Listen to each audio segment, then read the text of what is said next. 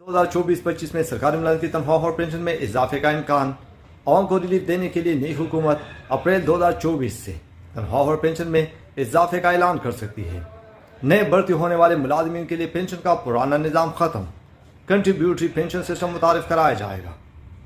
वफाकी हुकूमत की जानिब से आइंदा माली साल 2024-25 के वफाकी बजट में सरकारी मुलाजिम की तनख्वाह में एडहॉक रिलीफ अलाउंस की मद में 10 से 15% तक, जबकि पेंशन में 5 से 10% समेत मेडिकल और कन्वेंस अलाउंस में इजाफे का इम्कान है।